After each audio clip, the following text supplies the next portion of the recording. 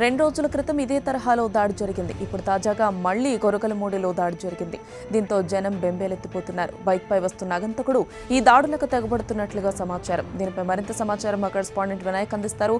వినాయక్, చెప్పండి, దాడికి సంబంధించి మీ దగ్గర ఉన్న అప్డేట్స్ ఏంటి? గోదావరి జిల్లాలో మహిళలపై ఇంజెక్షన్ తో జరుగుతున్న దాడి వ్యవహారం తీవ్రంగా కలకలం జరుగుతుందని చెప్పుకోవచ్చు.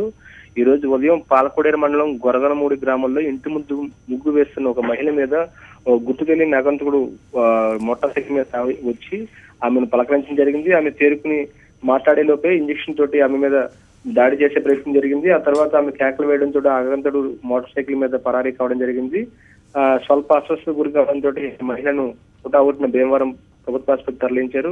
ప్రస్తుతం ఆమె కోలుకుంటుంది. ఆ మహిళ ఆర్టీసీలో కండక్టర్ గా పనిచేస్తున్నట్టు తెలిసింది. అదేవిధంగా కుమారి పేరుగా కూడా గుర్తించడం జరిగింది. అదే ఇప్పటికే 2 రోజుల క్రితం ఇదే తరహాలో ఉండి అదేవిధంగా పాలకోడేరు మండలాల్లో 2 విద్యార్థుల మీద ఇదే తరహాలో మత్తు ఇంజెక్షన్ తోటి ఒక ఆగంతకుడు దాడి చేయడానికి ప్రయత్నం చేశారు.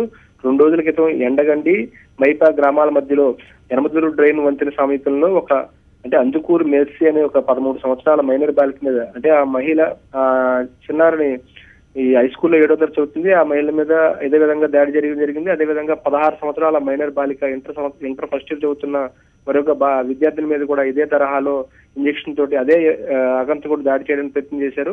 ఆ 2 విద్యార్థులు కూడా 2 రోజుల క్రితం ఆసుపత్రిలో చేరడం జరిగింది.